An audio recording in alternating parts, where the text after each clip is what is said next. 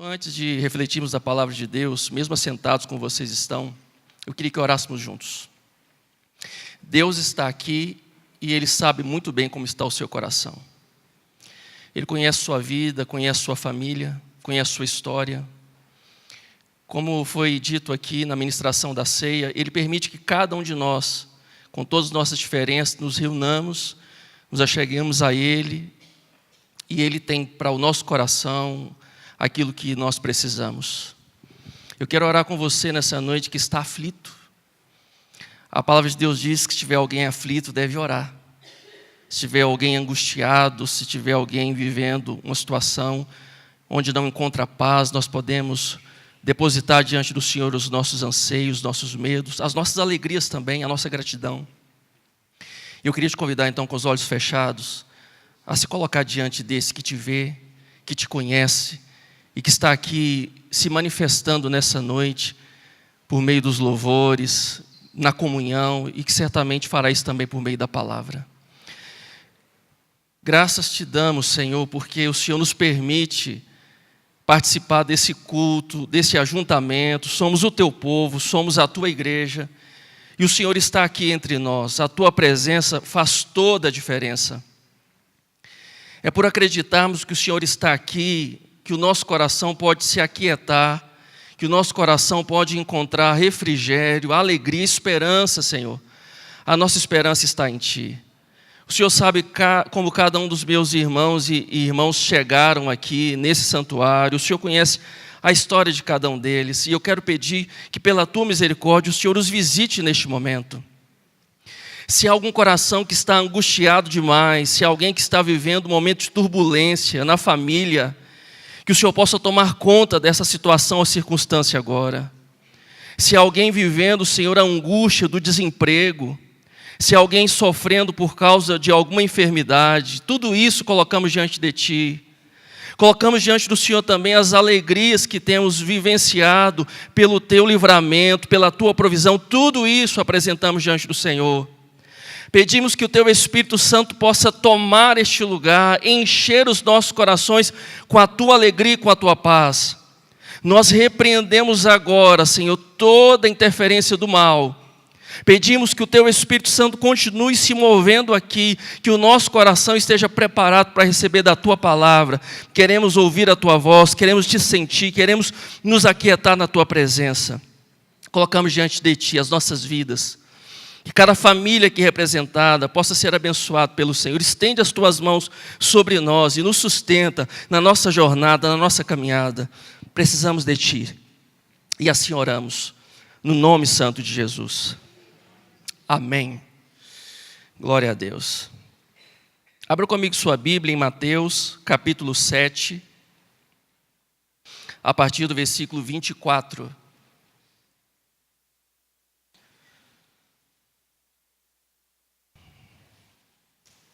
Mateus capítulo 7, a partir do versículo 24.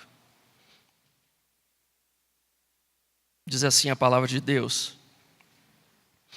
Portanto, quem ouve estas minhas palavras e as pratica é como um homem prudente que construiu a sua casa sobre a rocha. Caiu a chuva, transbordaram os rios, sopraram os ventos e deram contra aquela casa e ela não caiu, porque tinha os seus alicerces na rocha.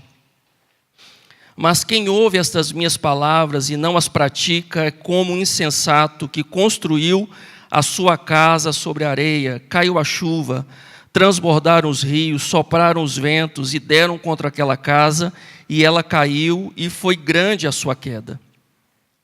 Quando Jesus acabou de dizer essas coisas, as multidões estavam maravilhadas com seu ensino, porque ele as ensinava como quem tem autoridade e não como os mestres da lei.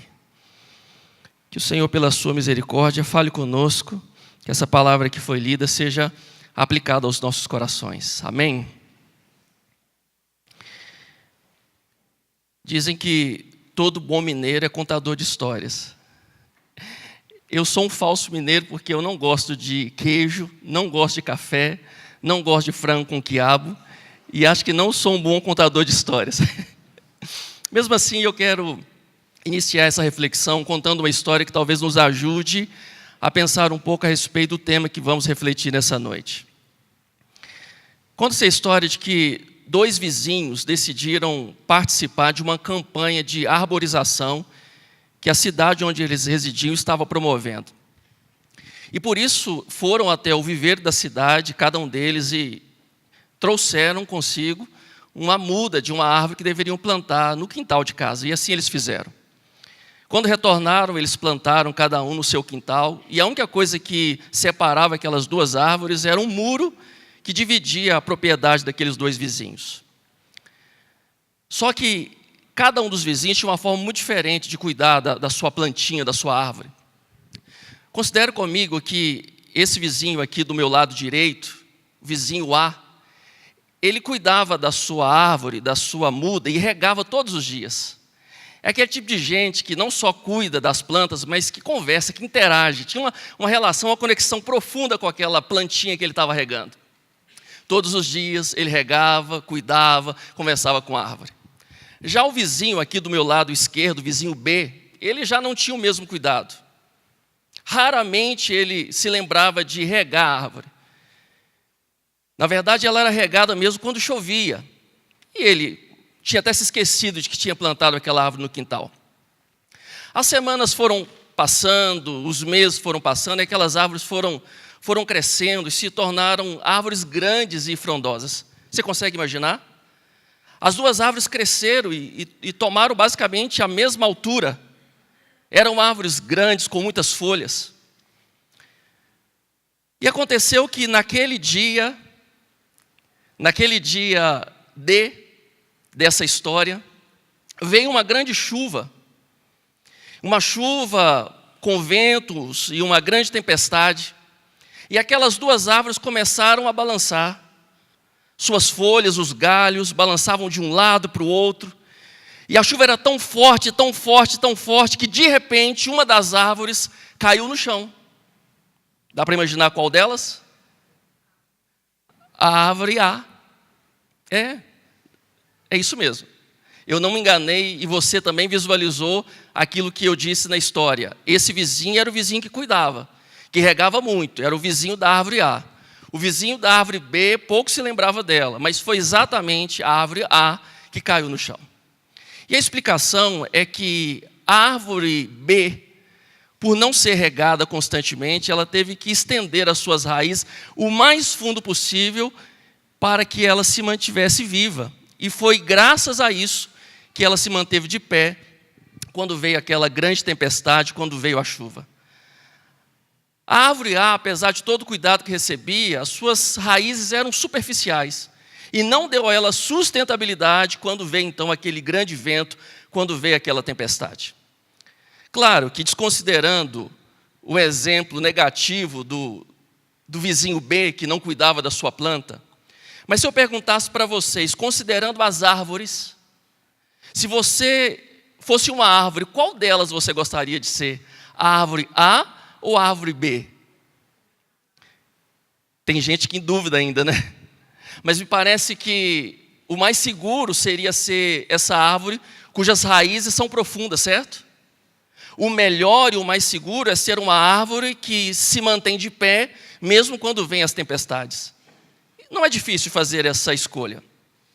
Assim como não é difícil também, na analogia que Jesus usou aqui, nesse texto que nós lemos, falando sobre 2 tipos de vidas e pessoas, ele fala que tinha uma casa que tinha sido construída sobre a rocha, e uma outra casa construída sobre a areia.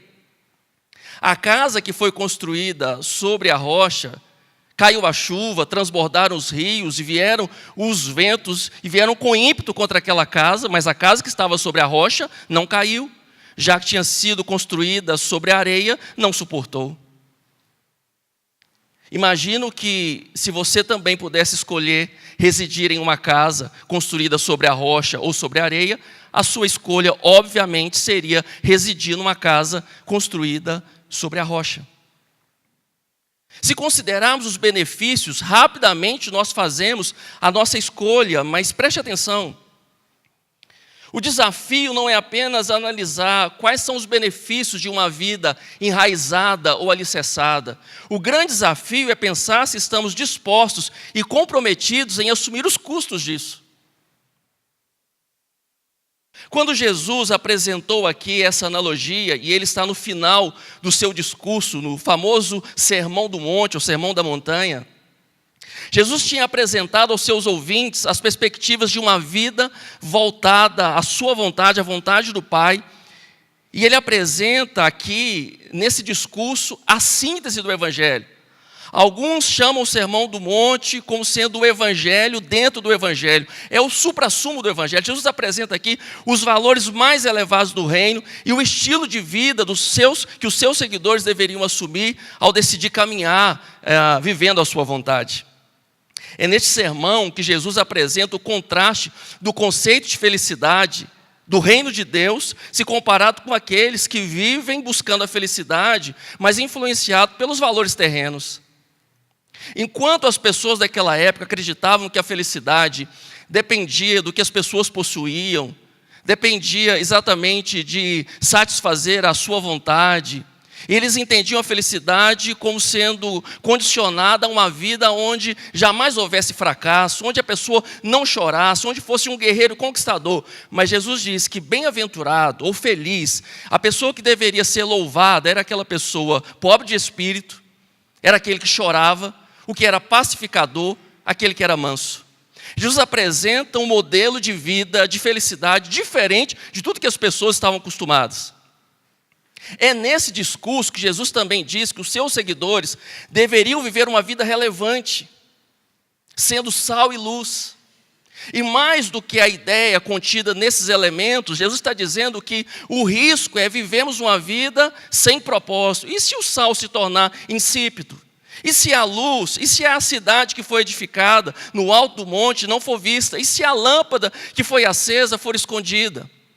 Nós existimos com um propósito, faz parte desse discurso. Jesus está dizendo que nós devemos cumprir o propósito para o qual fomos criados, e nós que seguimos a Cristo devemos fazer isso com excelência.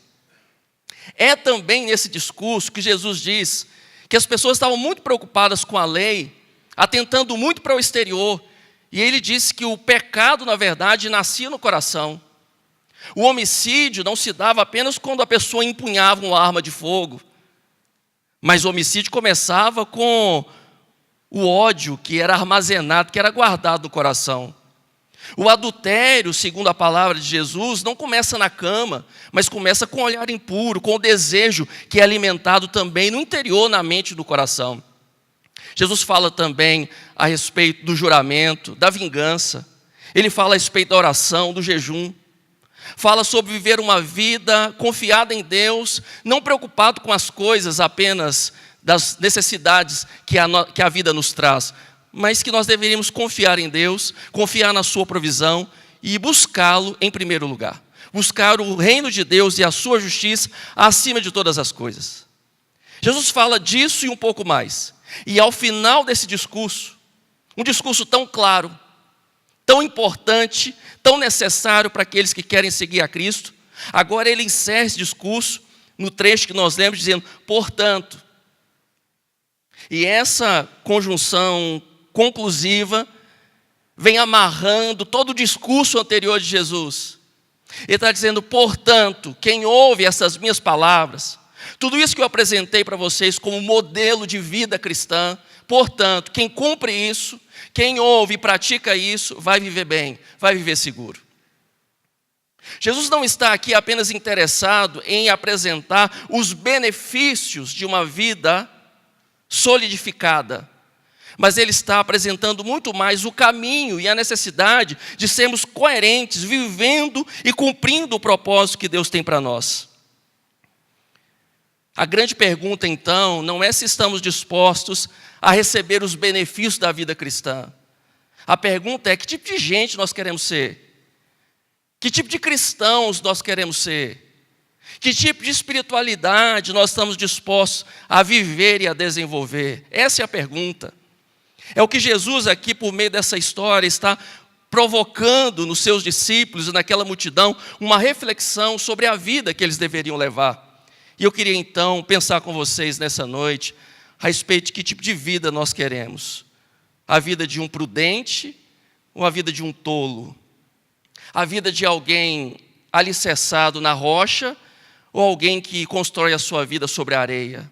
Alguém com raízes profundas ou alguém vivendo uma vida superficial? Voltando aqui ao texto, Jesus apresenta dois tipos de posicionamento, dois tipos de pessoas. Ele fala sobre dois homens.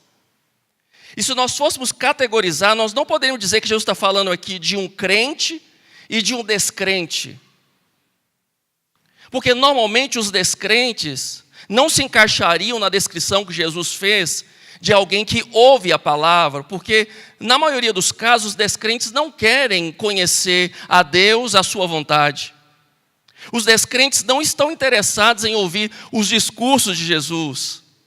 Os descrentes não estão interessados em conhecer os valores do reino de Deus. Se fôssemos categorizar, melhor se encaixaria aqui dizer que Jesus está falando de um descrente, ou de um crente, e de um pseudo-crente.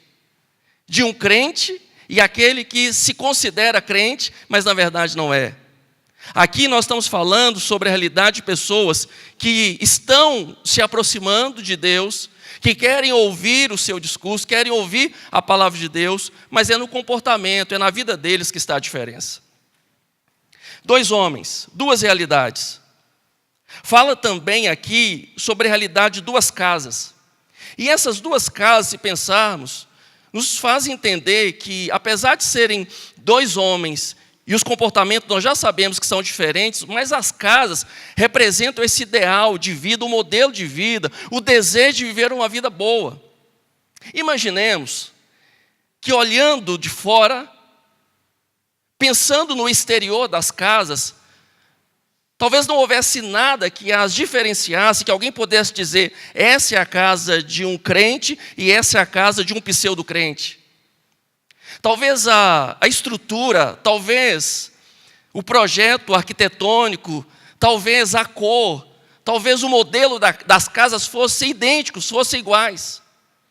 E eu estou insistindo nisso porque não há muita diferença no modelo ou no desejo, na expectativa de quem vive uma vida cristã de verdade e de quem faz de conta que vive uma vida cristã. Porque na maior parte dos casos as pessoas até desejam experimentar dos benefícios da vida cristã. Até desejam, muitas vezes, experimentar de uma espiritualidade que as abençoe.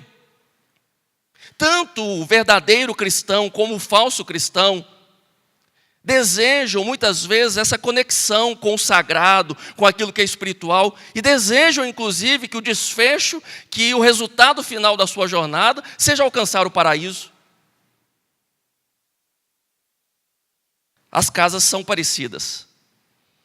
Pela estrutura, pela fachada, não dá para diferenciar. Dois homens, duas casas. A história que Jesus contou fala também que ambos enfrentaram uma tempestade, uma adversidade, enfrentaram uma situação extremamente difícil. Pensando a respeito disso, a provação que eles enfrentaram foi a mesma. E todos nós também passaremos por provações, por testes de resistência. E é exatamente a partir desse teste de resistência é que se percebe a diferença entre aquele que vive uma vida cristã autêntica e aquele que, na verdade, não tem essas raízes tão profundas.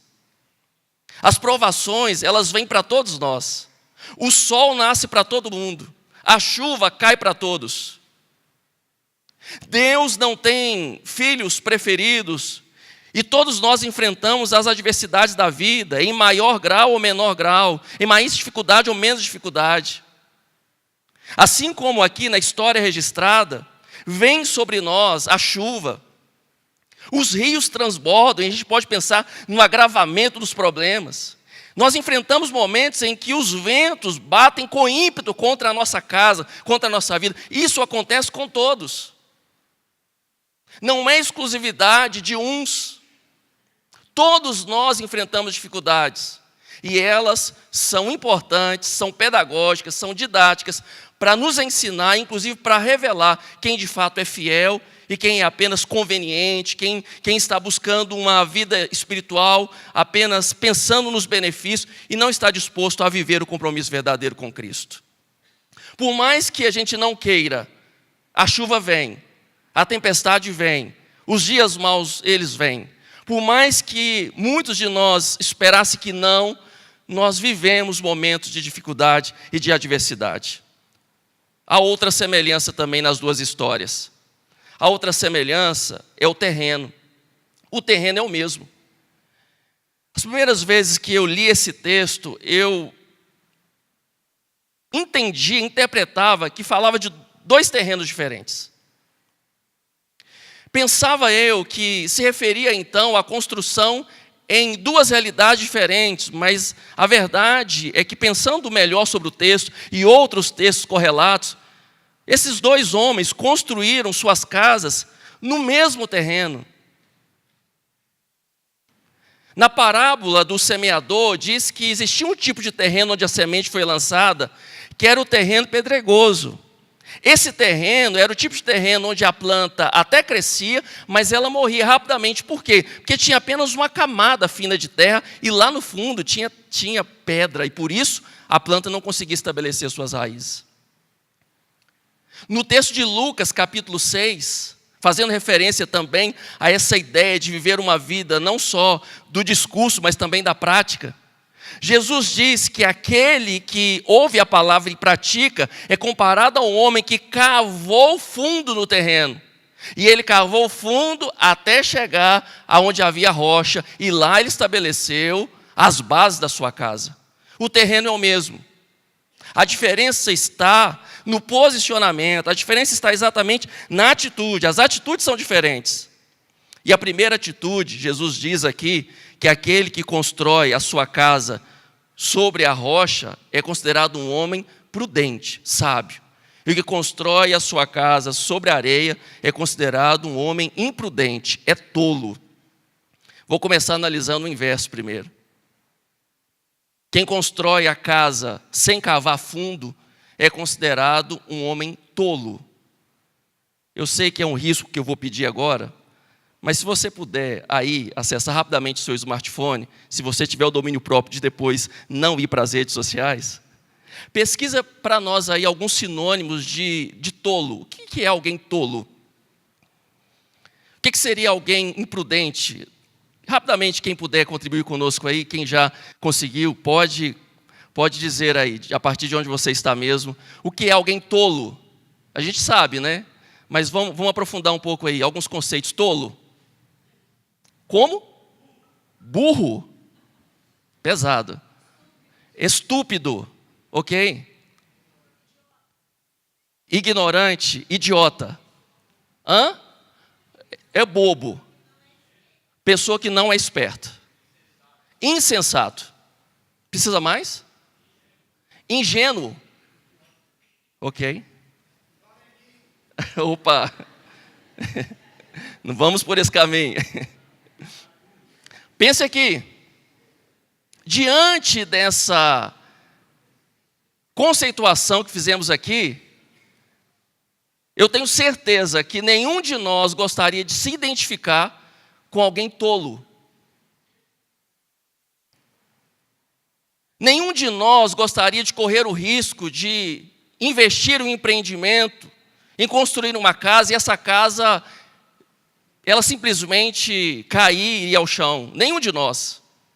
Mas não é o que pretendemos, não é o que desejamos que aqui deve ser considerado, mas as nossas atitudes, as nossas escolhas, a nossa posição. Como nós conduzimos a nossa vida diz se somos tolos ou se nós somos prudentes. Aquele que é tolo, ele vive uma vida de superficialidade, porque não cava fundo. É um tipo de vida onde não se aprofunda, é um tipo de vida onde nós ficamos sempre na margem, sempre na borda. Nós não nos preocupamos em ir mais além e não nos preocupamos em nos dedicar mais. É um tipo de espiritualidade onde nós optamos por aquilo que é raso. Alguém vivendo um estilo de vida onde a casa, onde os relacionamentos, onde os seus projetos pessoais são construídos assim, é alguém que normalmente busca resultados imediatos. Por que alguém não cava fundo para construir? Porque é mais fácil construir sobre a terra, sobre a areia. É muito mais fácil construir sem ter o trabalho de buscar essa base. E alguns querem então construir, querem ter sucesso, mas com o mínimo de esforço. Esse estilo de vida imediatista é uma marca do nosso tempo, dos nossos dias. Alguns estudos da sociologia ligado ao comportamento das gerações no mercado de trabalho diz que as gerações mais antigas, o pessoal aí que nasceu nos anos 80 para trás, a geração X, a geração dos baby boomers, é uma geração que normalmente era mais fiel, eram mais fiéis ao emprego, e eles tinham disposição de dedicar toda uma vida numa carreira e aguardando alcançar resultados, alcançando então uma recompensa lá no futuro. Já as novas gerações, geração Y, Z, geração Alfa, é uma geração mais imediatista. Se eles não estão satisfeitos com o trabalho, eles mudam de emprego, porque eles querem uma satisfação imediata. Apesar dessa análise, e com certeza ela é muito coerente, mas o posicionamento, às vezes, imediatista não é exclusividade dos mais jovens. Pessoas de todas as faixas etárias podem incorrer nesse erro de querer resultados imediatos, querer uma vida boa, de querer uma vida sólida, mas sem disposição de cavar fundo. Tem pessoas querendo viver um casamento estável, mas sem investir o mínimo para isso. Tem pessoas desejando ter filhos estruturados e vivendo a vontade de Deus, mas sem a disposição de investir tempo nos filhos. Tem gente querendo uma carreira de sucesso, mas sem ter a mínima disposição de fato, suar a camisa, de investir para tal. Estamos falando de uma geração imediatista, superficial, e que principalmente não pesa, que não mede as consequências, porque alguém que constrói a sua casa sobre a areia, no mínimo não considera que essa casa pode um dia cair. Quem vive uma vida superficial é porque não pesa na balança o risco de um dia todo o seu investimento, toda a sua dedicação ir por água abaixo, porque não trabalhou as bases. Jesus está dizendo que esse tipo de comportamento é de alguém tolo. E diante disso, nós podemos ainda afirmar que talvez sofremos a influência da cosmovisão brasileira, né? Do jeitinho brasileiro, porque o brasileiro, ele tem esse perfil, como todos dizem, no final das contas tudo vai dar certo, a gente tem sempre um jeitinho para tudo, não precisa se dedicar tanto, você vai encontrar um padrinho, alguém vai resolver isso para você lá no futuro, alguém vai facilitar para você, você vai cortar uma fila, você vai resolver isso de uma forma mais fácil, e parece que trazemos isso também, até mesmo para a nossa vida espiritual, achando que não precisa haver nenhum tipo de esforço, nem dedicação e nem empenho. Nós podemos ficar na margem, nós podemos ficar na superficialidade, sem nenhum tipo de dedicação, sem esforço, sem cavarmos fundo. Jesus falou que aquele que constrói a sua casa na areia é tolo, está sendo superficial, imediatista, não está medindo as consequências. Mas ao contrário desse, quem ouve as palavras do Senhor, quem ouve os seus ensinos e pratica, traz isso para a sua realidade, é comparado a um homem prudente que edificou a sua casa sobre a rocha. E aqui eu não preciso ir muito, porque nós já entendemos que esse é o modelo ideal, que esse é o caminho seguro. É mais trabalhoso. Sem dúvida, construir a casa sobre a rocha é muito mais trabalhoso, mas é durável, é seguro. É o que nós precisamos estabelecer como compromisso para nós, se nós queremos viver aquilo que o Senhor tem de forma excelente, de acordo com o seu propósito. Nós precisamos não apenas ouvir a sua palavra, nós precisamos praticar isso.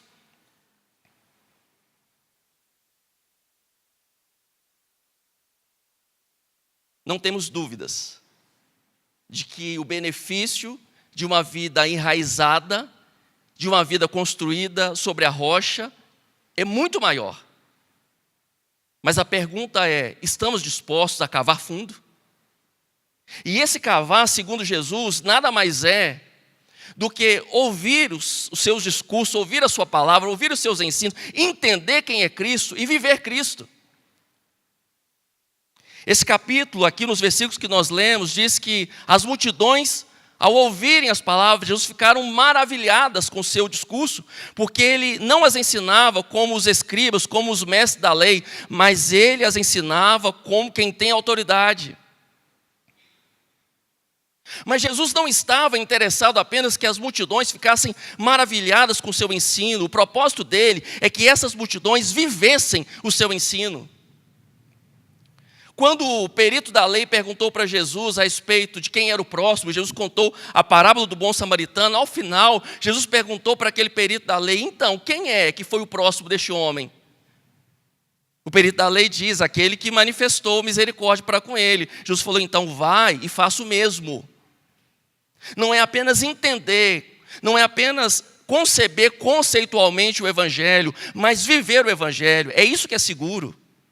O Evangelho é uma mensagem encantadora. Cristo, sem dúvida alguma, o seu estilo de vida é inspirador, mas isso provocará mudança em nossas vidas quando tivermos disposição de viver o Evangelho.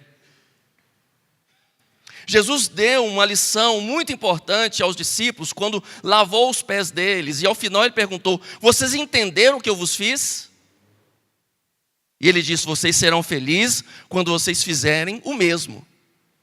O que Jesus apresentou aqui no capítulo 5 e 6 do Evangelho de Mateus é algo profundo quando pensamos nos valores do reino de Deus. Mas ele não queria apenas que as multidões ficassem maravilhadas com esse ensino. Ele queria que eles colocassem em prática, que ouvissem, mas praticassem. Tem a ver com o que Tiago apresenta também na sua carta, dizendo que a vida cristã é um chamado para vivermos e colocarmos em prática. Não apenas sermos ouvintes, não sermos ouvintes negligentes, como ele diz. Porque o ouvinte negligente é aquele que ouve, mas não coloca em prática. Tiago diz que esse é como aquele homem que se olha no espelho e ele contempla a sua imagem, mas depois, rapidamente, ele se esquece do que viu. Alguém que se encanta com a palavra, com o Evangelho, mas não traz isso para a sua realidade, é como alguém que se contempla, mas esquece dessa imagem. É um discurso maravilhoso, mas precisa ser colocado em prática, não só internalizado, mas transformado em atitudes. Nós precisamos viver isso, senão cairemos no auto-engano. Tiago diz que aquele que ouve e não pratica está enganando a si mesmo. É um pseudo-crente, é um falso cristão. Está construindo uma casa, mas é uma casa construída sobre areia. Por mais que ele se empenhe, por mais que as suas motivações sejam boas, por mais que ele deseje aquilo que é bom, o seu investimento deve ser exatamente construir, estabelecer a sua casa sobre a rocha. O Sermão do Monte, irmãos, não é uma lista de preceitos, não é uma lista apenas de definições do que devemos fazer. Não é apenas a ideia de pensarmos que se cumprirmos à risca tudo que está aqui, nós alcançaremos a salvação, porque na verdade nós não somos salvos pelo que fazemos. A salvação que experimentamos é pela graça de Deus. Não estou aqui apresentando uma religião legalista, uma espiritualidade legalista, onde nós precisamos cumprir para recebermos o favor de Deus, mas é ao contrário, é porque fomos alcançados pela graça de Deus, é que nós podemos agora colocar em prática e viver essa verdade. A graça de Deus que nos alcançou, nos dá condições plenas para vivermos isso, para vivermos a vontade de Deus, para não sermos conduzidos pelos valores contrários ao reino de Deus, mas vivemos essa verdade. Eu não estou aqui trazendo uma mensagem para lhe causar algum tipo de peso, onde você então pense: olha, está aqui então uma listinha para que eu venha decorar e eu tenho que cumprir isso aqui, senão não serei abençoado. Não, não é isso. A salvação temos recebido por causa do favor de Deus. O que eu quero, na verdade, é trazer esperança para o seu coração, te encorajar com essa verdade, que por causa da cruz de Cristo, por causa da obra de Jesus Cristo na cruz do Calvário, nós podemos agora viver o Evangelho. Antes não era possível. Nós não podíamos viver essa realidade porque estávamos presos ao pecado, mas em Cristo, pelo sacrifício de Cristo, pela obra de Cristo, e essa é a mensagem de esperança que Ele está trazendo para aqueles que estão agora ligados ao reino de Deus, para aqueles que estão ligados a Cristo, podem viver uma vida feliz, podem viver como bem-aventurados, podem viver essa condição então de serem pessoas pacíficas, pessoas que choram, pessoas então que sofrem, pessoas que são aquelas que não têm nada, mas que podem ser felizes porque estão vivendo sustentados, estão vivendo agora debaixo da provisão do Senhor. Nós podemos ver essa realidade de uma vida sem ansiedade, sem preocupações, porque quem vive assim, apenas preocupando com o que vai comer ou com o que vai beber, são os gentios que não reconhecem o favor de Deus. Mas nós que estamos em Cristo, podemos colocar isso em prática, viver essa verdade, confiar em Deus, confiar no seu cuidado e viver uma vida conduzida pela sua vontade. Dá para viver assim? O Evangelho, ele pode ser vivido. O que eu quero nessa noite, com essa reflexão, é trazer ao seu coração a esperança de que essas verdades não são impossíveis, que elas podem ser vividas. Jesus está aqui nos encorajando a entendermos a verdade do seu reino e a vivermos. Aquele que ouve e aquele que pratica tem uma vida segura, tem uma vida estável. Aquele que ouve as palavras de Deus e coloca em prática, traz isso para a sua realidade. Aquele que vive Cristo pode então viver uma vida segura. Você pode viver uma vida firmada na rocha. A rocha é Cristo. Não é apenas entender a sua palavra, mas entender Cristo, entender a sua encarnação, entender o seu sacrifício ali na cruz, entender a sua obra, entender o propósito de Deus e viver isso de forma profunda. É ter a disposição, inclusive, de entrar mesmo em confronto com os seus valores, com as suas percepções que estejam equivocadas e viver essa verdade que o Evangelho e o Reino de Deus trazem para nós. É possível vivermos isso. O convite para nós nessa noite, irmãos, é cavarmos fundo e vivermos uma vida, um projeto de espiritualidade firmados na rocha. Não estou falando de viver uma vida sem problemas ou sem adversidades. A verdade é que a chuva vai cair, os rios vão transbordar, os ventos virão com ímpeto contra as nossas vidas. Nós não seremos poupados disso, mas estou falando de viver uma vida estável por estarmos enraizados e firmados em Cristo. Não viver o impacto disso como se não existisse um Deus que estivesse cuidando de nós, que estivesse nos dirigindo e nos guiando. Nós podemos viver uma vida segura, nós podemos viver uma vida estável, se nós vivemos essa vida firmada em Cristo e na sua verdade. Eu acredito que no decorrer da sua vida cristã, você já deve ter ouvido muitas mensagens, boas reflexões a respeito da palavra de Deus. Talvez mesmo na sua leitura, na sua própria hermenêutica, Deus esteja falando com você a respeito da palavra dele. Eu acredito que você está descobrindo os mistérios da palavra de Deus e o quanto que esses valores são elevados, mas a grande questão é o quanto disso estamos vivendo. O que faz diferença na vida cristã não é o quanto sabemos a respeito do Evangelho, mas o quanto vivemos o Evangelho. E a palavra de esperança para o seu coração nessa noite é que o Evangelho pode ser praticado, ele pode ser vivido. Cristo pode ser vivido na sua realidade, do dia a dia, nos seus relacionamentos, nos seus negócios. Os valores do reino de Deus são aplicáveis na nossa vida e na nossa história. Não se contente com uma vida superficial.